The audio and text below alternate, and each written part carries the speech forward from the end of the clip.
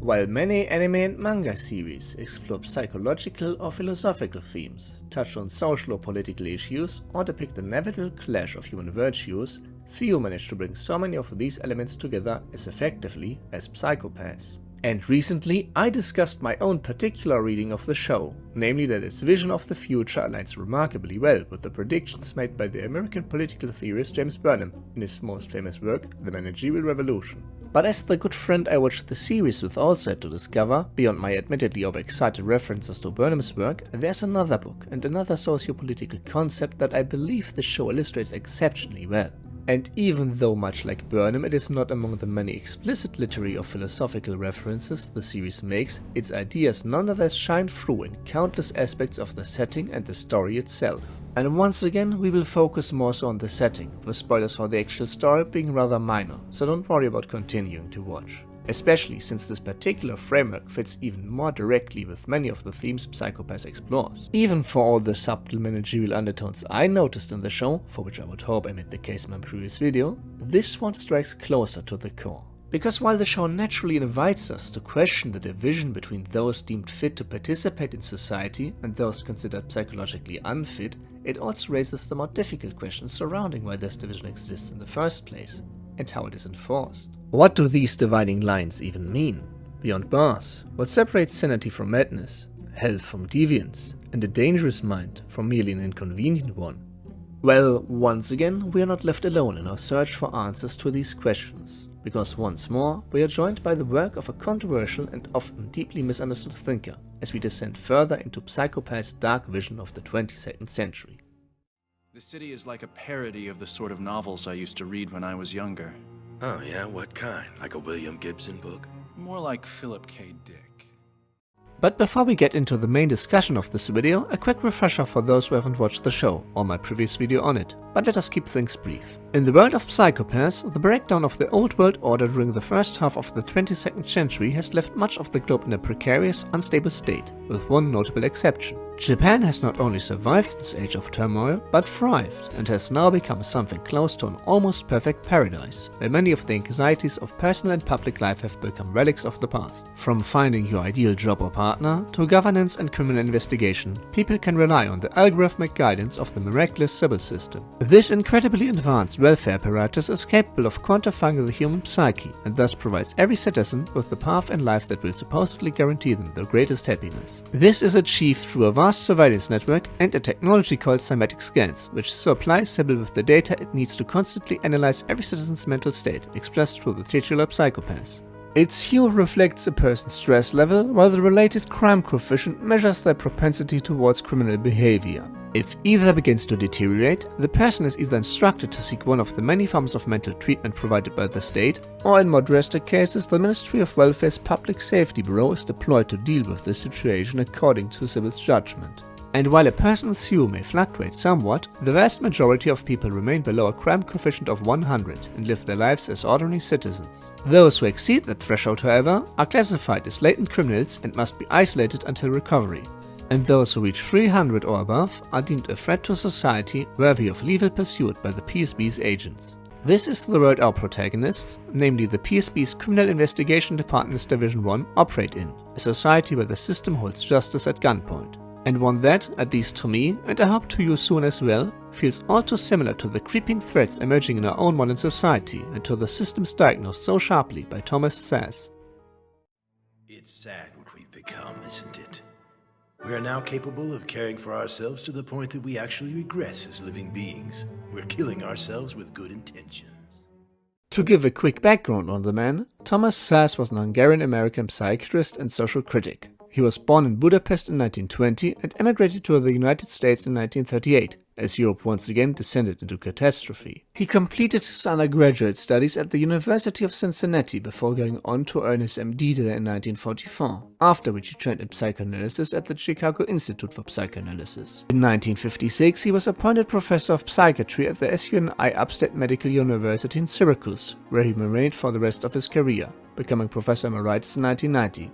And over the course of that career, he accumulated an impressive list of honors. In 1973, he was named Humanist of the Year by the American Humanist Association. A year later, in 1974, he received the Jefferson Award for Greatest Public Service benefiting the disadvantaged. And in 1989, he received the Rollo May Award from the Division of Humanistic Psychology of the American Psychological Association, and those to name only a few. Yet for a man so heavily decorated within his own field, it is perhaps surprising that he remains best known, and to this day deeply controversial, as one of the fiercest critics of institutional psychiatry and of the growing role mental health discourse plays in society.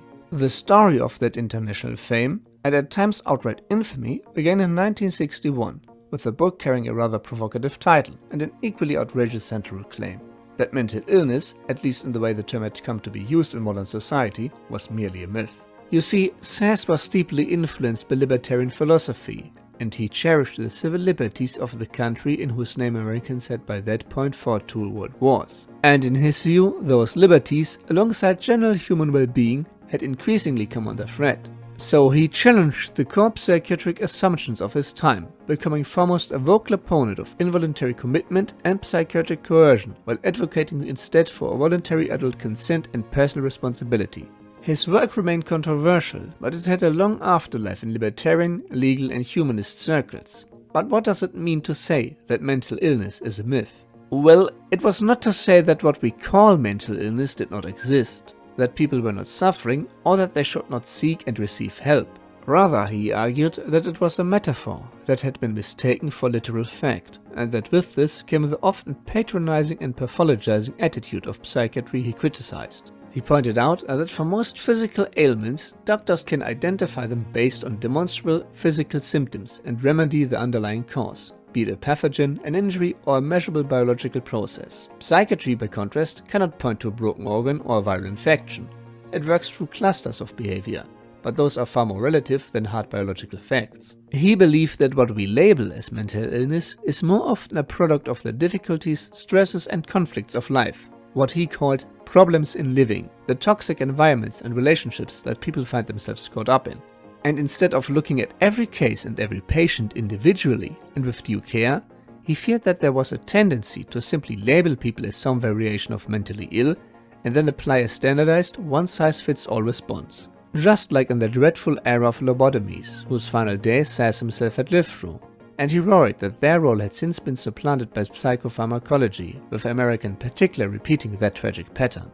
A woman behaves a little too emotional, she must be hysterical. Let's fix that up with benzos or, depending on the decade, the equivalent of speed. Grandpa's acting weird again, let's put him on one of the most powerfully sedating antipsychotics available, end the senile agitation before it starts, and make very sure he stays part of that silent generation.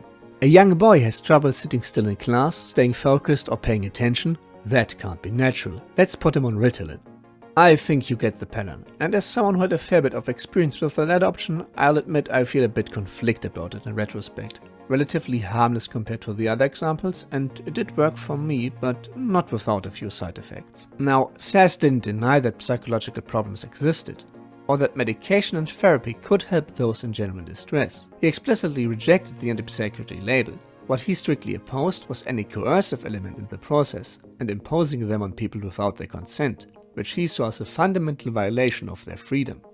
I look upon the mental health profession today as a gigantic apparatus of molestation. Molestation? That's a loaded word. Yeah. How do you mean it? Intrusive.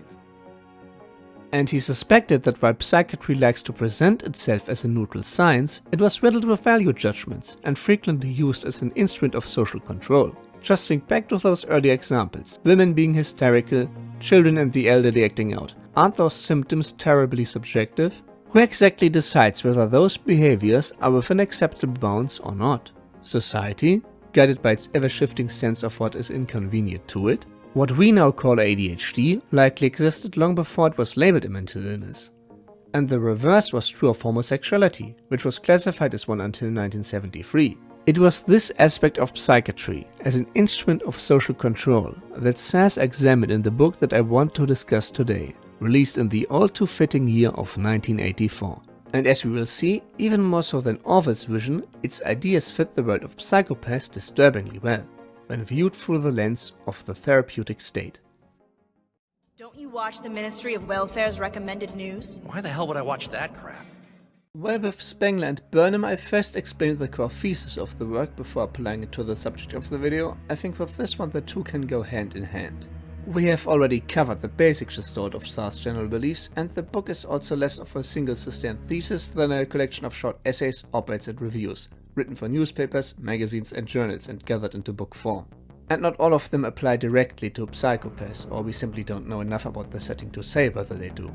The insanity defense and its abuse, for instance, a topic that Szász spends considerable time on, is not really a feature of the Sybil system. If anything, the situation is quite the opposite. And similarly, the subjects of drugs and sexuality covered in the final two sections are, while technically part of the world and story of psychopaths, not explored in any great detail there. So good news for the squeamish among you. And good news for me too, as it lowers the chances of incurring not Sybil's judgment but YouTube's. Like, subscribe and comment if you want to see more videos like this, by the way. But even so, things are about to become a bit more disturbing as we dig deeper into the book's vision of both the present and the future to come. In essence, it takes many of the ideas we have already covered and examines what happens when they're amplified through state power, and in particular through the misuse of that power. Psychiatry, in Szasz's view, was not merely a way of helping people. It could also become a tool for the cohesion and control of a population, and a source of legitimacy and authority for those who wielded it. In this role, he argued, it had increasingly begun to replace the religious and legal authorities that had traditionally occupied that space. This, in essence, is the therapeutic state, a system in which social control is exercised not primarily through punishment or theology, but through the language of health, illness, diagnosis and treatment. And for Szász, this represented a profound and dangerous transformation of political life, and in his view, a creeping threat to human freedom. Coefficient over 160. Enforcement action required. Among the most striking symptoms of this transformation is what we might call the medicalisation of penalisation, the creeping tendency for the boundaries between legal and medical matters to dissolve, until a verdict and a diagnosis become indistinguishable. In a healthy legal tradition, the two are kept deliberately separate. A crime is an action for which one is held responsible, an illness a condition from which one suffers. These are not merely different procedures, but concepts resting on entirely different moral foundations. But Szász observed that modern societies had developed a troubling habit of allowing those foundations to bleed into one another. And nowhere is that process more complete than in the world of psychopaths, because under Sybil, this separation has not merely been blurred, it has been almost entirely abolished. Successful as the system may be at predicting and preventing crime, criminality is no longer defined by action, but by mental state. Crime no longer necessarily requires a victim, nor even a criminal act, when the psyche of a citizen, as interpreted by Sybil's vast surveillance apparatus, drifts into territory it deems dangerous. Criminality, in other words, has become a diagnosable condition. This, of course, would have been a deeply appalling thought to Szász, and in essence precisely what he spent much of his career trying to warn people about. Most would likely agree that mental illness itself should not be considered a crime. But if that is the case, how can crime be considered an illness? Szász opposed the use of insanity in court both as a legal defense and as grounds on which to imprison or detain people. If someone becomes a genuine threat to others, that is a matter for the law. But if someone is a threat to only themselves, well, is that a crime at all?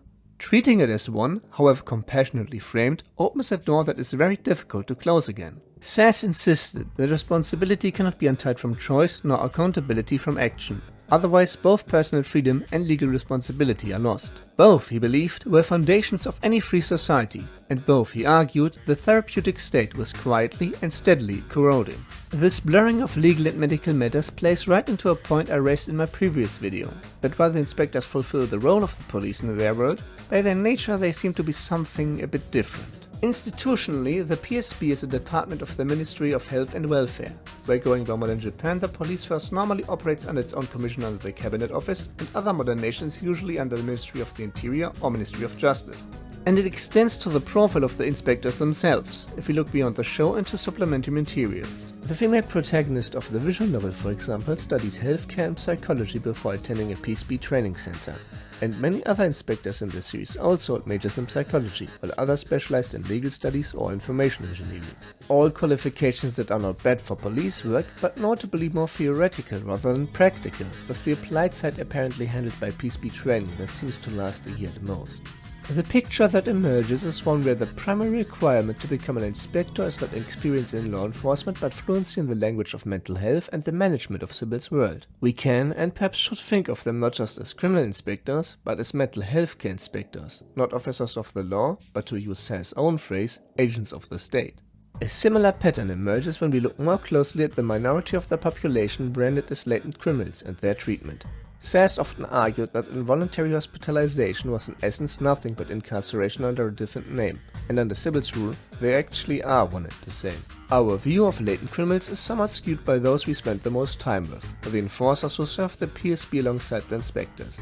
But from the glimpses we are offered into the facilities where they are held, legal and medical matters blur once again in a rather troubling way. We see those with an unacceptable level of criminal aptitude confined alongside people who seem genuinely mentally unwell, with little difference made between them. In the law, these facilities fall into two distinct categories, but the dividing line between them runs alongside Sybil's own probabilistic calculations rather than any distinction between criminal and patient. Rehabilitation centers house those whose crime coefficient has risen beyond the acceptable, but who might still recover. Not unfriendly places, but clean, sterile and cold in both atmosphere and administration, and their cruelties are mostly of the petty bureaucratic kind. Isolation facilities, by contrast, hold those who have exceeded the threshold of 300 and are deemed beyond recovery. They are more heavily secured and the cells are convertible at a moment's notice into execution chambers via poison gas should an emergency demand it. But interestingly, this permanent sentence seems to come with a somewhat greater degree of latitude in personal requests and leisure for the confined, including items that would be prohibited for ordinary citizens. One resident is even seen enjoying a hookah pipe, while Yaya, during her stay at a rehabilitation center, ran into a bureaucratic wall over a simple request for guitar strings. My assumption has always been that they were considered a contract item because they could be used for self-harm, which, while understandable, makes the institution's insistence rather ironic, given that keeping in touch with their music might have helped her recover. Still, this contrast remains telling. One might argue that following Sybil's utilitarian logic, those it has given up on are simply easier to manage when content and sedated, while those deemed still salvageable must be helped whether they want it or not, with compliance demanded in exchange for the promise of return. What both share, however, is the thing Szász objected most to: the absence of any legal foundation for the confinement. And in the show, this is possible without sentence, trial, or even a crime. A mere psychological metric decides if a person's liberty is ended, perhaps indefinitely, in a facility that calls itself a place of care. This, he argued, was one of the most insidious features of the therapeutic state. It presents itself as help, but operates through coercion. Treatment facilities are in practice nothing but detention centers without legal recourse. And the nice words dressing them up, the friendly but firm attitude of the drones and personnel doesn't soften that reality for those held there. It obscures it and makes it harder to resist and more difficult to argue against. Because after all, who could object to treatment? Who could argue against care? The average person doesn't know how to resist mental health help. This was the essence of his argument, and it's demonstrated with uncomfortable clarity in Psychopaths, explaining so much of Sybil's rule, cold and coercive, but always framed under trappings of welfare rather than brutal force. So, is there any difference between a prisoner and an involuntary patient who might never get discharged? The answer in Szasz's view, and likely in Psychopaths, is that there's none. It's all a big lie. Everyone here's the same. They don't notice anything, don't say anything, don't think anything. They're just empty shells. Soon they'll disappear altogether, like the melting snow. And it is worth to stay with those that fall out of Sybil's good graces for a moment, not just in terms of what they did or might do, but what they are. Because when you look closely at the latent criminals the show gives us, the pattern that emerges isn't always one of violence or predation. It is also one of inconvenience to the system. This is what Szász suspected, that what we call mental illness has historically functioned as a social category deployed by institutions with power. Less a neutral medical description, rather than a label for whatever a given society finds disruptive and would prefer to have quietly removed in the interest of its own stability and cohesion. Psychiatry, in this reading, is used to do under a medical alias what cannot easily be done openly. This fits Psychopaths perfectly. A good number of latent criminals, if the enforcers are anything to judge by, aren't exactly mad or evil. But for every one of them, you could find a couple of traits they have that could be a nuisance if all you care about is the smooth and frictionless procedure of Sybil's world, and the most happiness for the most people. And it is worth being precise about what the therapeutic apparatus in Psychopaths is actually optimizing for. It is not the well-being of the individual, but the stability of the whole. A society built on a utilitarian vision. and one the show examines from both its utopian and its dystopian angles. Szasz observed a tendency in institutional psychiatry to prioritize making people manageable over making them well. The goal was pacification rather than recovery, finding a general-purpose solution that could be applied bureaucratically at scale without the inconvenience of treating people as individuals. What once was achieved through lobotomy was later accomplished through heavy pharmacology. In psychopaths it is achieved through confinement, therapy, medication and whatever keeps the coefficient down. Latent criminals maintained in enough comfort that they never become a problem for as long as they remain in their padded cells. Look how much of it is directed to the three helpless groups: children, old people, prisoners. Prisoners are full of psychiatric drugs now. This is not healthcare or justice, but population management, wearing healthcare and justice as clothes. As said before, the psychiatrist acts as an agent of the state, not of the patient. In this light, it is actually worth taking a short glance at what Szász had to say about drugs, medication and other illicit substances. While touched upon in the series, but not a focal point, they can still serve as an example of the therapeutic state in action. You see, where Szász, like all good libertarians, of course believes that their use should be more so a matter of personal liberty and responsibility, the state reframes it as a medical crisis requiring management, extending its reach into private life under the cover of concern. And similarly, we know that under Sybil even alcohol and tobacco are under prohibition, as are, one can reasonably assume, all other illicit substances of our world. And this of course due to their potential adverse effects on one's psychopaths. But in contrast to a glass of wine being contraband, medication that is said to improve your psychopaths seems easily, if not freely available, to the point of abuse. And it is advertised to the point that the companies producing them even hand out free samples in the streets. This characterizes the American drug scene today. The drugs people want to take are illegal, and the drugs they don't want to take, psychiatry forces them. What this means could not be clearer. What alters your mind in ways that serve Sybil is medicine, and what alters it in ways that don't is a threat to public health. The distinction is not just pharmacological, it is political. Now that is clever. Without a doubt, you are in need of some emergency therapy. I need you to please come with me. What? But why? I haven't done anything wrong. And this utilitarian political logic has institutional consequences, and this series, to its credit, follows them to their conclusions. In Psychopath's Providence, the most recent entry in the franchise, we learn that the Ministry of Justice may be on its way out. Its functions have grown increasingly obsolete under Sybil's jurisdiction, and it seems only a matter of time before it is disbanded. And presumably, all remaining responsibilities being absorbed by the Ministry of Welfare, like so many others before that fell to its unending hunger for ever-expanding technocratic control. This of course is not incidental, but would be the logical endpoint of everything Szász wrote about. Law as a distinct institutional domain with its own logic and its own authority being swallowed whole by the welfare apparatus. Though just as we see in Psychopaths with the tireless work of the PSB, justice would likely not disappear from society, but instead be rebranded and carried out under new management. Another pervasive feature of this world is a rather quiet one. The vast majority of citizens are never scanned by the Dominator, institutionalized or classified as latent criminals. They live ordinary lives, follow Sybil's guidance, maintain their hue, and never question it. In other works, most directly in Ideology and Insanity, Szász argued that psychiatry's deepest social function was not the dramatic one of confinement and coercion, but the far more mundane operation of establishing norms. He called it the mental health ethic, the gradual replacement of moral and religious standards with therapeutic ones. Once that replacement is complete, people do not need to be coerced into conformity. They pursue it voluntarily. They are not imprisoned in their social cells, to use his own phrase, they have simply never thought to leave them. In Psychopaths, this is daily life. Sybil does not need to police most people.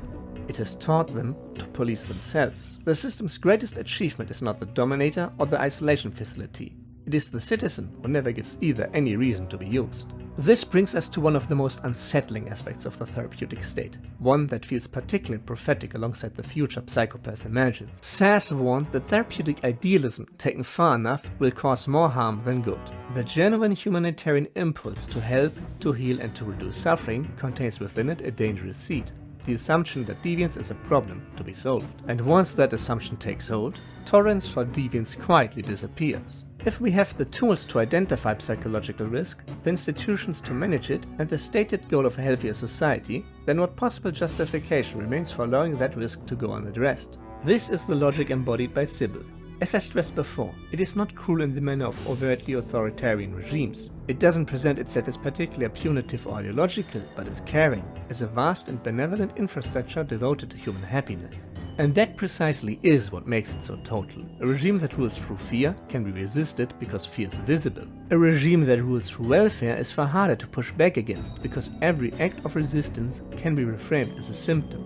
It's not science, it's politics and economics. That's what psychiatry is, politics and economics. Behavior control. It is not science, it is not medicine. Psychopaths emerge as a society where the language of mental health has become the language of law, not in the gentle, hopeful sense that mental health advocates might intend, but in a coercive one, where people are monitored, classified and disciplined according to their mental state. This is the world of Sybil, and it calls what it does care. What needs to be done is done by those capable. Such is the grace bestowed upon mankind by the Sybil system. We have now seen what the therapeutic state does to individuals and how it reshapes the fabric of society around the management of minds rather than the protection of rights. But to understand more deeply how and why it works, we need to address another question, one that Szász returned to repeatedly. How did we get here? The process is a gradual one. From civil commitment laws to the institutionalization of involuntary treatment and the steady expansion of what counts as a medical matter requiring state intervention, psychiatry and state power enter into a mutual arrangement, each reinforcing the other. The state gains a tool for managing populations. Psychiatry gains authority, funding and reach. This in itself is nothing new. Similar functions and arrangements have existed throughout history, previously held by religious authorities, traditional norms or other institutions of social order. And it was in their gradual decline, through the many upheavals of the modern era, that Szasz worried psychiatry had quietly moved in to take their place. The world of psychopaths of course went through similar but far more extreme conditions, the complete breakdown of the neoliberal world order in the first half of the 21st century. And in its wake, this process has simply been completed. The Ministry of Welfare, and Sybil along with it, does not merely collaborate with the state, it is the state. All of this should sound rather familiar, a society bereft of the rule of gods and kings, where even the profane rule of capital has come to an end, where power gradually falls into the hands of experts that like to be relied on and needed to justify their position and whose interests naturally align with any increase in demand of the services they offer. Think about what the therapeutic state actually requires. A bureaucratic infrastructure and professional classes whose authority rests on specialized knowledge rather than democratic mandate. It requires a population accustomed to deferring to experts on questions of health, risk and life at large. It requires, in short, a society already organized around management rather than politics, around administration rather than self-determination. If you paid attention last time, the word is likely already on your tongue. Because many who followed Szasz and developed his concepts further have argued that the establishment of the therapeutic state is not only requiring managerial society, but that it may be its logical successor. The professional apparatus that the managerial evolution instills, with experts who need to be needed in institutions that constantly expand the areas of said expertise, is precisely the soil in which therapeutic authority takes root. And the world of psychopaths, as I argued before, is one that has passed through that revolution entirely and come out on the other side. Sybil is not a manager in any human sense. It is what management becomes when it is given enough time, enough data and enough unquestioned authority to complete the project. Yet still, Szasz was not only critical of institutions, he was also critical of the people who consent to them, depend on them and ultimately desire them. This point of his perhaps cuts deepest when you hold it up against psychopaths. His libertarian position led him to argue that the therapeutic state is not simply imposed from above. It is actively chosen by a population that has gradually outsourced its moral and personal responsibilities to experts. People who would rather be told they are sick than accept that their choices have consequences. People who prefer the comfort of a diagnosis to the difficulty of freedom. See, freedom gives you the opportunity to be unhappy and not to be molested for it. The therapeutic state in this reading is not a conspiracy enacted upon an unwilling population. It is a bargain, and one that most people accept willingly, because the alternative asks far more of them. In psychopaths, this seems to be the quiet truth underneath everything else. The ordinary citizens who never question Sybil, who follow its guidance on careers and relationships without hesitation, who reach for psychopath medication at the first sign of psychological strain, are not simply victims of the system. They are its participants. Most of them live without ever truly exercising their own will. They are placed on the path that will guarantee them the most happiness, and most follow it without question, from the cradle to their grave. Which brings us to where that preference, taken far enough and institutionalized completely, might inevitably arrive. Szasz described it as something close to a secular theocracy. His argument was this, to repeat myself slightly, that mental illness, at its root, is not a medical category, but a metaphor for human suffering, for the pain, confusion and disorder of a life that doesn't fit. In previous times, that suffering and deviancy was contained by religious traditions, yes, but one could argue that it was also given a vocabulary to be expressed through possession and exorcism, sin and confession. With the secularization of Western civilization, that vocabulary lost its authority, but the suffering didn't go anywhere. And neither did the social need to name it, manage it and keep it from disturbing the order of things. Psychiatry stepped into that vacancy. It inherited the functions of the church, moral arbiter, spiritual guide, instrument of discipline, while trading the language of salvation for the language of diagnosis. And just as religious orthodoxy could not be questioned without consequences, the founding myths of psychiatry became equally resistant to challenge. Those who questioned them were not excommunicated, they were diagnosed. In Psychopaths, this is not mere subtext. While Sybil doesn't seem to actively prohibit religion, provided the devotee psychopath isn't negatively affected, it seems wary of it. Beyond few flocks of the faithful, most people seem to not care much for it, quietly suffer from the spiritual malaise of their society, or seem to have taken up Sybil for that purpose. Some even regard it with a reverence indistinguishable from worship, the great oracle whose judgments are beyond appeal and whose knowledge exceeds human comprehension. Others, if more cynically, admit that for all intents and purposes, Sybil is the closest thing to a functioning deity governing human life ever realized on Earth. As another cyberpunk story put it so well, some decades ago by now, God started as a dream of good governance, a dream of administration, justice and welfare, the very things we seek to delegate to others all too easily. Some would say, again more cynically, that what we truly desire is observation, judgment and the enforcement of order, the cohesion of groups, the structures of meaning, and the comfort of belonging to something larger than ourselves. Sybil was not simply constructed and imposed upon its people, it was given power incrementally, step by step, across its expanding rise, not forced upon a reluctant population, but sought out, expected and desired by one that wanted to be taken care of. You will soon have your God, and you will make it with your own hands. I did what was best for society, blindly accepting that idea. And one day I just stopped thinking about what I was doing. It all became perfunctory to me.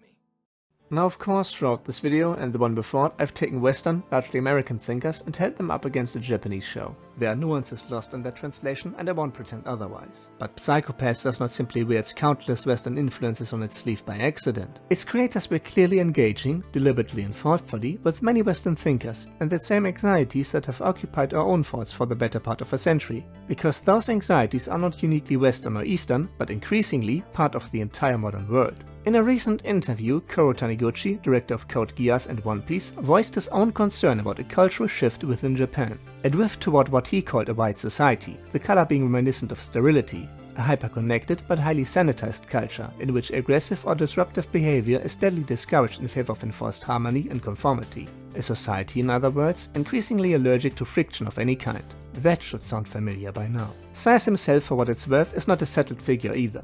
As admired as he was by many for his lifelong fight for civil liberties, his theories remain of course not undisputed, quite the opposite. But this video has been an argument through his lens, not an argument for every conclusion he drew.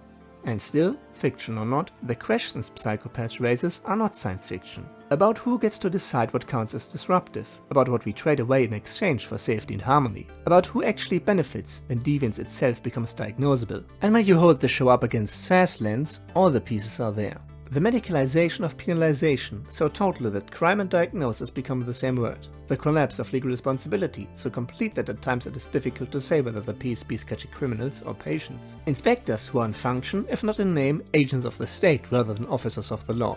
Facilities that detain without trial and call it care. And a population that has not been conquered, but simply stopped asking what conquest would even look like. That is the very specific configuration of power and benevolent faith that the therapeutic state rests on. And Psychopaths presents a world in which exactly that configuration seems to have won, completely and without resistance. Not merely a world of Szász's visions then, but one of his very nightmares. Whether it comes about or not, I suppose, is still being determined.